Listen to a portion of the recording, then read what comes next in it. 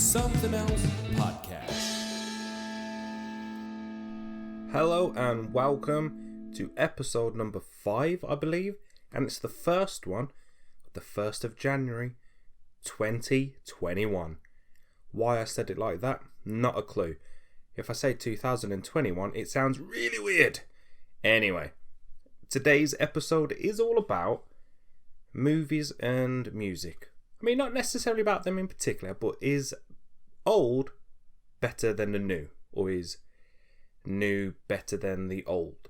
And what I mean by this is, earlier on, me and my wife were discussing, basically, we was watching, is it Oliver, the Charles Dickens story? We was watching that, and because that was done in 1968, we was thinking, did actors back then have to be, obviously they could sing, they could dance, and that was my wife's point, like they were better performers, but did that make them better actors compared to modern day?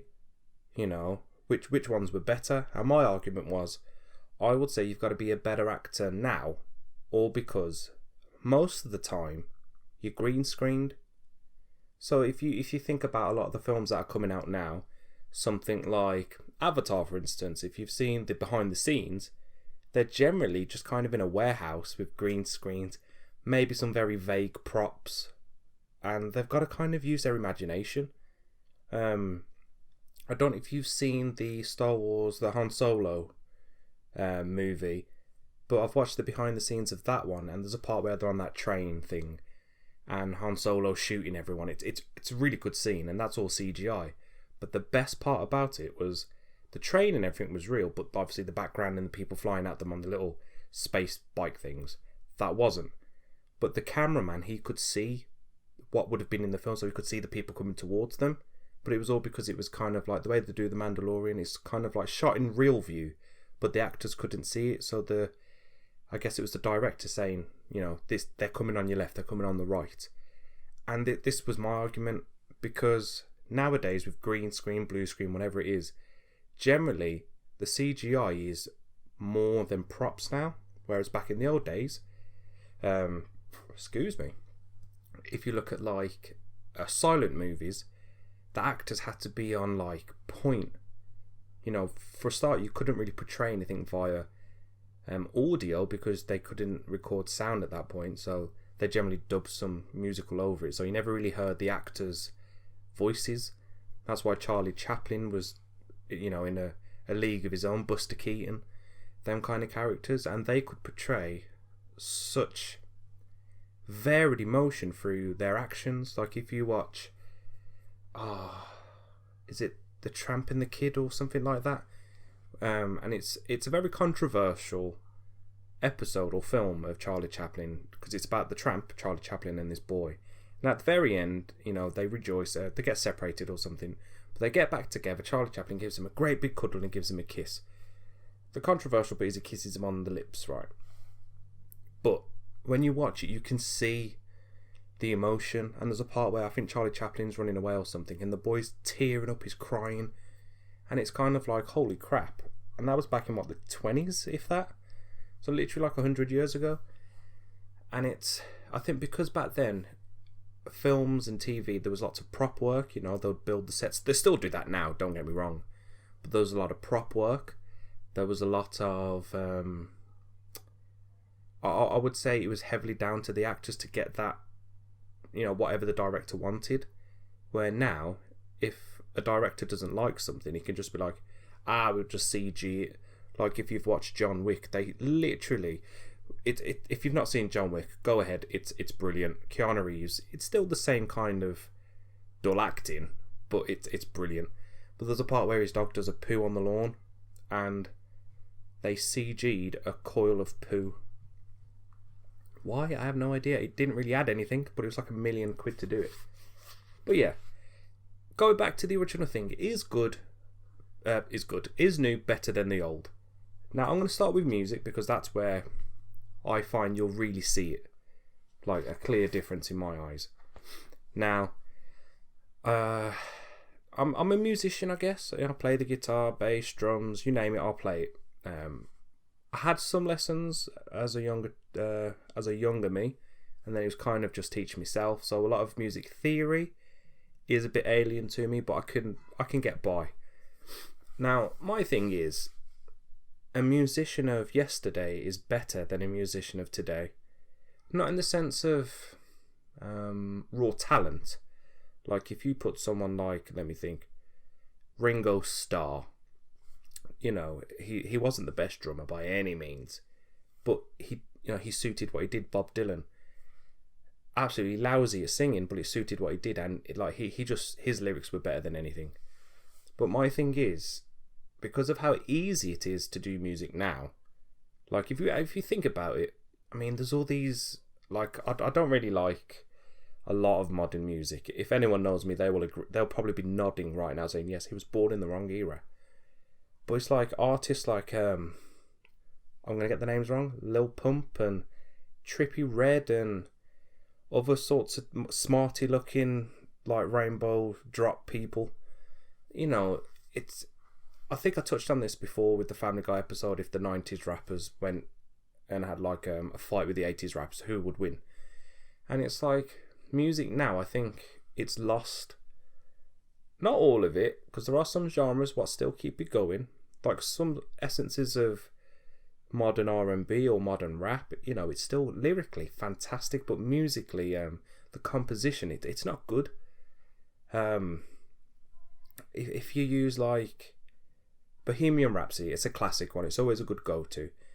Now that band, Queen, if you didn't know, if you didn't, where have you been? But they literally had like, what, a 6-minute song or so, and it went through so many different genres, but you could get so many different emotions from it, so many different feels from it, and everyone knows it. Everyone knows the classic part in the car in Waynesville, but because everyone had to play an instrument or sing, it made it that bit better. It sounded, it's gonna sound stupid, but it sounded real. If you've ever seen, it's on YouTube, but you can have a look at like not behind the scenes, but they go back to the original tapes of that recording. And I didn't realise that a lot of the backing vocals Freddie Mercury did, and obviously the drummer's famously done the really high pitched thing. I'm not going to sing it, don't want to show him up, but it's like, because of technology now, and yes, I'm aware I sound like my dad when I say this, but because of technology now, anyone can make anything. Like, I love playing a good old Valve amp. Give me a JCM 800 or I'm a massive Marshall fan, but give me like the 2000 dual lead. That is just, whoa, that's power.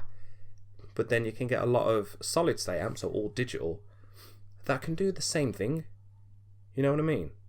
And then it's like, I could create something with real drums, bass, vocals, blah blah blah, but then someone can do the exact same thing on a computer. You know what I mean? I do a lot of recording, but I'm not great at using the computer side of things. I can't program drums for crap.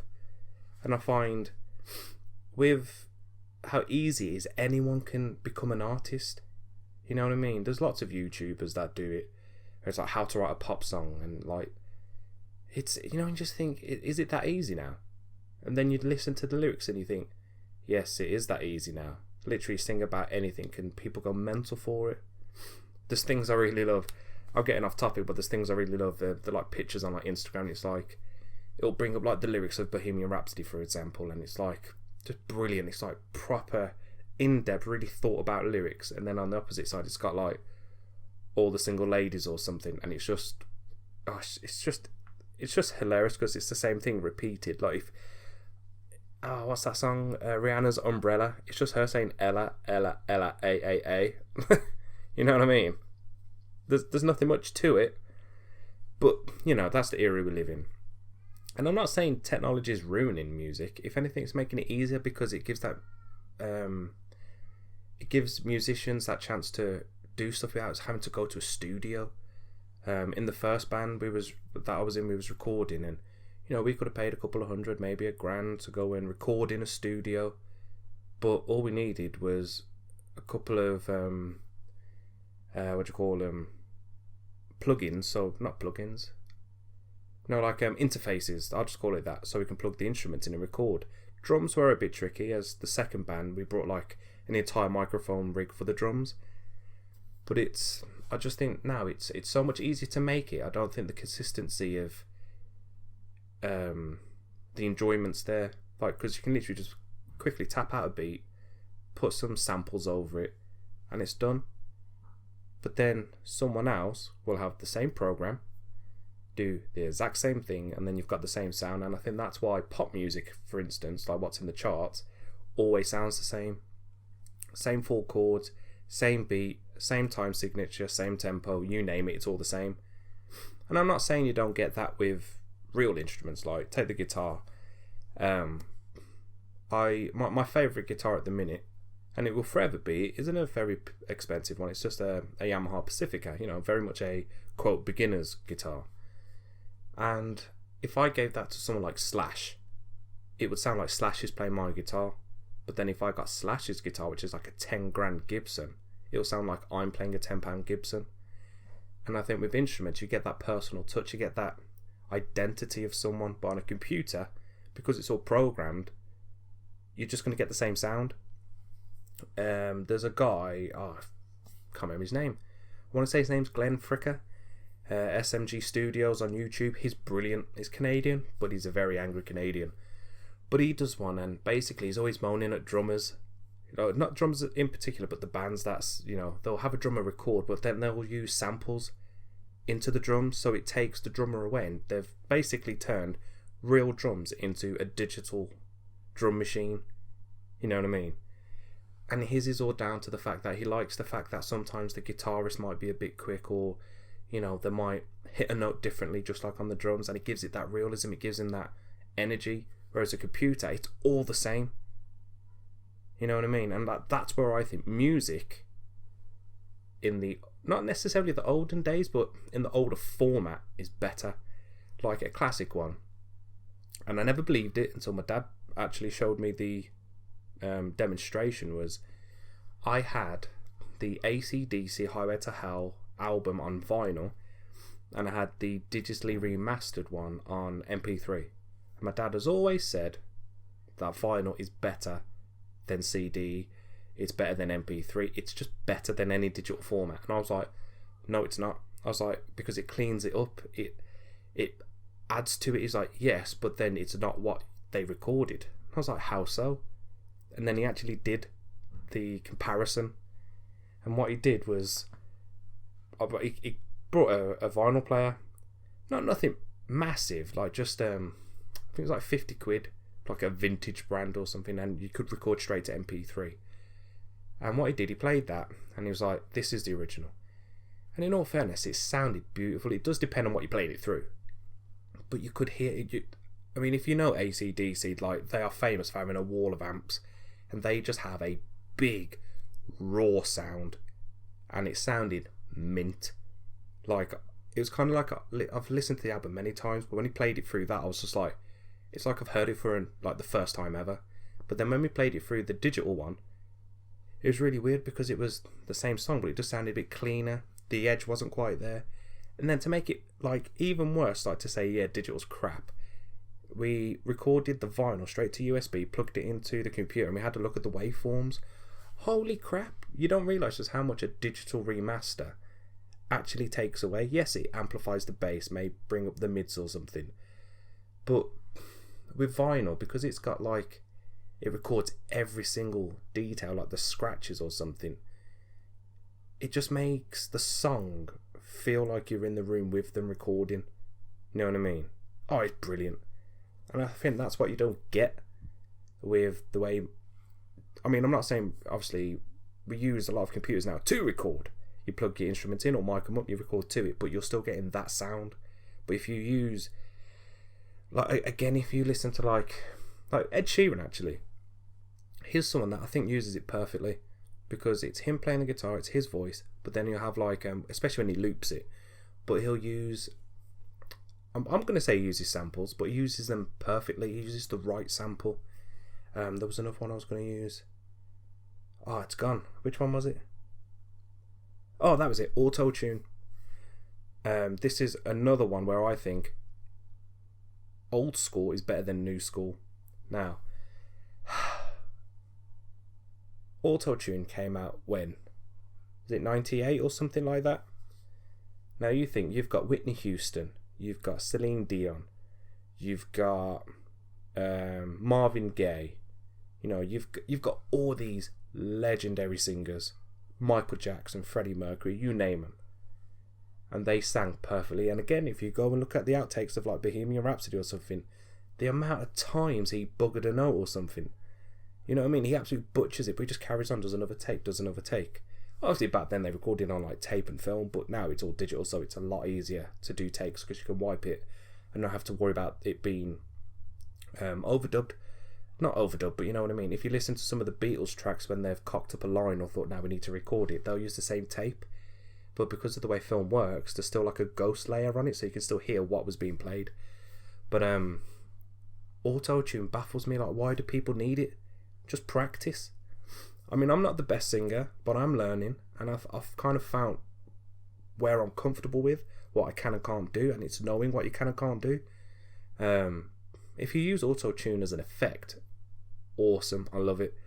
Like, not the best example, but when Cher, what's that song? Believe in Love, you know, she used the auto-tune as an effect, and it sounded mint. I can't remember some of the bands now or artists, but if they use it as an effect, I love it. But when it's used as an aid, it sounds crap. You know what I mean? There's a video of Justin Bieber live and his auto-tune is completely out of whack, and he's like, oh, we don't need that effect on it, trying to style it out. And then there's another one. I can't remember who it was, but basically this dude's got auto-tune and he falls off stage, and as he drops, he screams, but he screams in auto-tune. It's brilliant. I can't remember what it is. Just type in auto-tune fall. It's brilliant. But for me, music is, because it's a recording of someone's passion, I guess. Someone's, you know, it's what someone wants to, their voice, isn't it? It's, they want to be heard. I do think using a mixture of old technique and new technique, you can get a good blend, but old school, for me, always wins. You can't be a real drummer, bassist, singer, horn player, guitarist, keyboard, or pianist, anything like that. You can't beat it.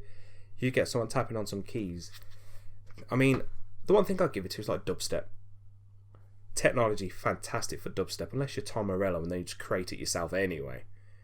But I think it's all down to genre, essentially. But, you know, if you can make it and sell millions, you know, you're obviously doing something great, I guess. But we'll look at movies. So we've always spoke about green screen and stuff. And I think is it Ian McKellen or Sir Ian McKellen? Gandalf in Lord of the Rings, where he got, I think it was on The Hobbit, he got so upset and distraught because he'd never felt so alone. Because he was essentially acting to himself in a room of green, you know what I mean? Hey, I'm Rhyme. And I think that just really threw him, and I can imagine, I mean, I don't act or anything, but I can imagine it is really kind of like, when you're acting, you need to get into character, unless you're Tom Cruise and you're a complete psychopath. But you need to be in character, and how are you going to be in character if you've got no one to be that character with? You know, Daniel Day-Lewis, for instance, when he portrayed Abraham Lincoln, he got people on set to refer to him as Mr. President. He was so in character. And imagine if he had to do it all in green screen, I doubt he would. Or I doubt he could even. One thing I raised was stunt people, or stunt men and women. In the old days, a lot of the performers, Buster Keaton, Charlie Chaplin, even Laurel and Hardy to some degree, they did a lot of their own stunts, which is amazing. You know what I mean? There was no stunt team, or, I mean, there were people that did it, obviously, like stand-ins or those used dummies, but there was no, like, there was no one to stand in for you, so a lot of the time, they had to do it, where now it's, you know, if they can get away using CG, they can, or they do have a stunt team, and it's like, does that take it away from the actor then, because they're not going to do it? Obviously, if it's some crazy stunt, like where they've got to jump off a horse's back while 360 no scope in a stealth bomber in a desert, you know what I mean? Get some stunt guy to do. If they physically can't do that stunt, fair game. But does it take it away from them? You know what I mean? If you can hear my boy in the background, it's because I'm now in the bedroom, as mum and the boy are doing some cooking or baking. I can't smell smoke, so it must be going good. But yeah, going back to the whole stunt thing, Fast and the Furious. I love that did love the franchise up until film 4. It was alright because it was all about the cars. It was about skill and technique and tuning your car and what works well with it. And then after that, it was all about just stupid, ridiculous stunts. It's not even fun to watch. It's just stupid. And I think it's a case of, like, obviously Paul Walker died, and then they used his brother with CG on the face to make it look like him, but you can clearly tell it's not, because it's just not the best. And it's like, you look at it and you think, did it make the film better, or should they just have wrote him off in the film? Like, they could have just done it, you know what I mean? I'm pretty sure they could warp the voice a bit, just do like a voiceover, like a phone call or something, you know. But then in the old days, I think it is Buster Keaton. There's because this is all to do with stunts. There's a part where he's on the front of a train and there's like I don't know, like a log or something on the track. And while he's on the front, he picks up another log and he literally chucks it at this log, which flips up, just about like misses him. And then he's still on the train. If that stunt went wrong, the train would have derailed. Where now, that would have been CG. If you look at, there's a really cool channel on YouTube called The Corridor Crew, and they do a whole series about stuntmen react, and it's all about reacting to stunts. Duh, it's in the name. And there's a part where it shows you, I think it might be, I want to say Winter Soldier, where Captain America's running through the car park and a car blows up and everything. And it was really interesting to see how they did it, because for the most part the director wanted nothing but real props, real explosions and stuff, and the way they use CG was really good. Like, I think it might be Winter Soldier where they had that fight in the airport. You'll have to correct me if I'm wrong, but there's a part where Black Panther gets like whacked into what was it, like one of the terminal tubes, and him getting hit obviously wasn't real, but that stunt where Black Panther's being thrown away was real. He was just on rope, you know what I mean? And that's when I'm like, that's amazing. But then if you look at something like classic one, The Thing, I think it came out in 1978, maybe 79, the Kurt Russell movie about the monsters that, you know, hide in people's bodies sort of thing. Very bad, very brief description there. The film's crazy amazing. The props, second to none. They look real. Like, it's classic, you know, physical props and animatronics, robotronics, whatever you want to call it. But when they remade it, I think it came out in 2011, I want to say.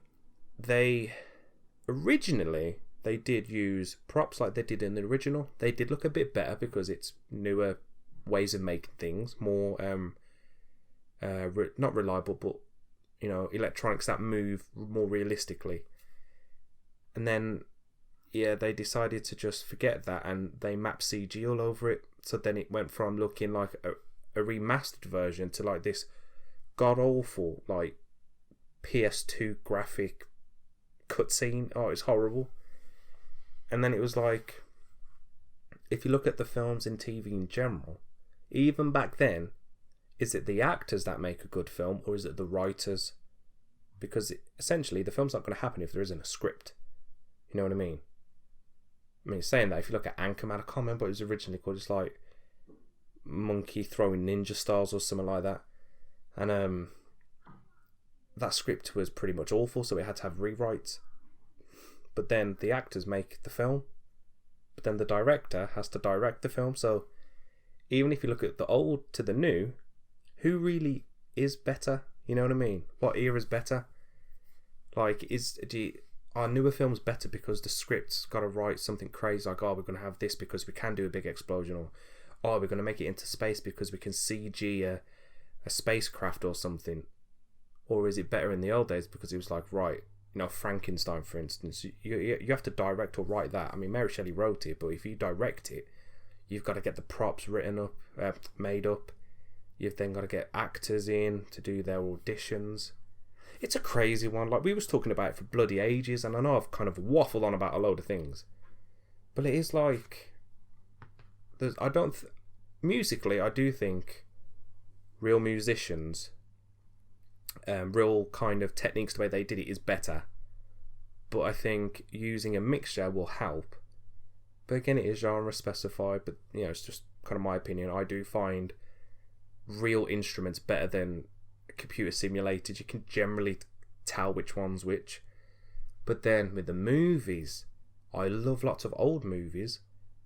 But then with newer movies, I think because we can get away with it, and I think it's in the new Black Ops game with Ronald Reagan, where he looks so realistic, it's obvious he's fake.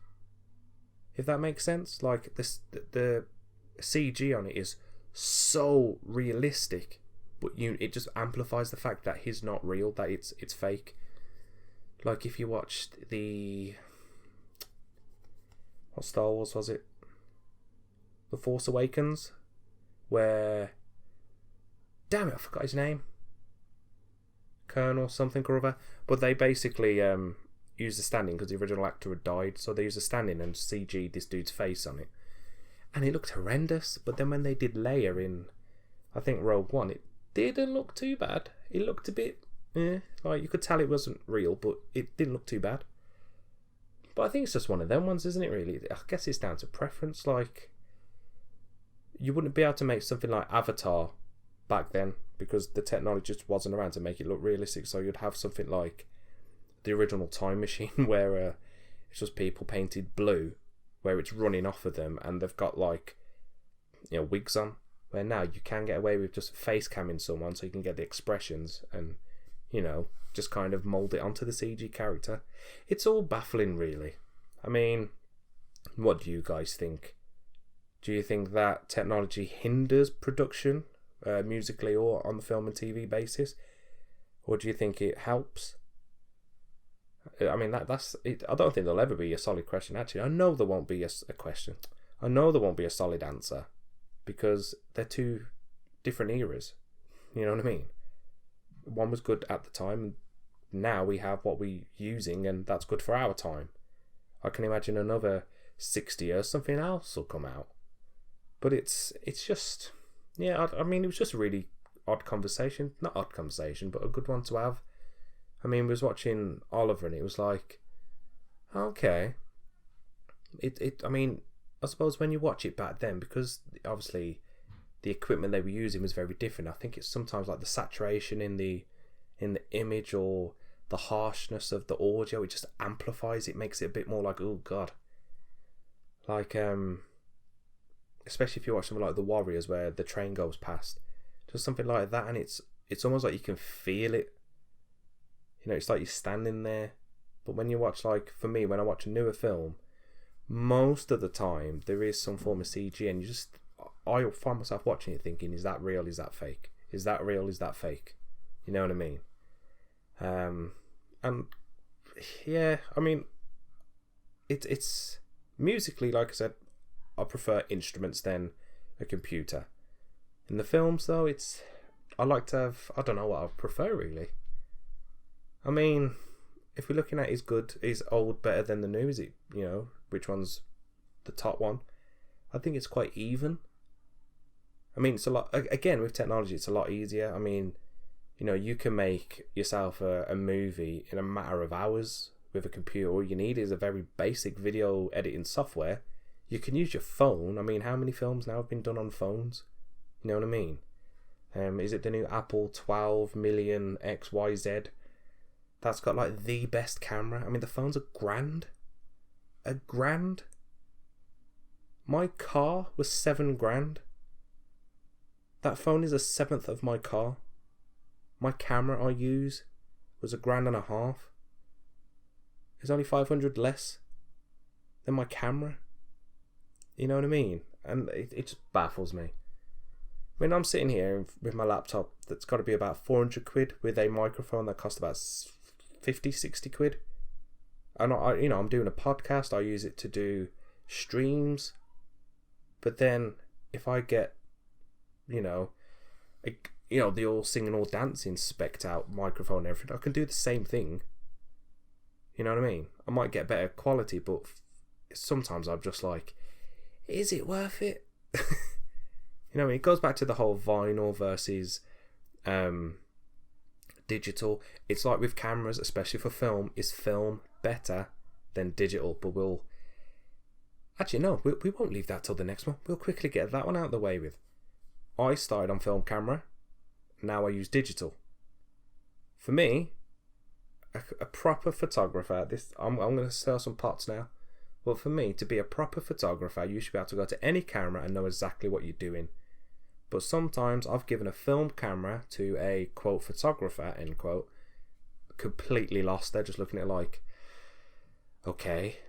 You know what I mean? They're looking at it like, how do I set this? I'm like, the same way you would with your camera? Except there's no screen. And it is baffling. It really is. Like, I love my film cameras. The ones I've got aren't necessarily professional by any means, but the quality, there's always something about a negative. There's always something about a piece of paper that's just been, developed. I love it, especially for an old film camera. Digital cameras, they're insane. Some of like come on, a film camera can't compete with the new iPhone. It's just, evolution essentially. And even then, I love photography, I love film cameras, but I'm pretty sure I can 100% say digital will always outdo film. On the editing side, though, that's where I'm a bit like, nah, mate. Old school developers know how to do things properly. Like Photoshop and everything, love it. I'm not that great on it, but it's amazing. But if you look at some of the edits people have done back in the day using film, you know what I mean? That's why I was saying before, is it the writer that makes a film? Is it the director, the producer, the cameraman? Who is it that makes the film? Obviously the actors are in it, but what makes maybe that should be the next topic. What makes a movie? That sounds like a good one. But I'm going to leave it there. I wasn't intending to go as long as I have on this one. But before I end, I will wish everyone a happy new year for a start. I hope it's, everything you are looking forward to. I know it's especially if you're in Britain, it's started off in a lockdown again, tier 4. But I do hope this one brings much more positivity. Hopefully no more devastation, really. But hopefully this year is better than the previous. And until next time, have a good one, my friends. See ya!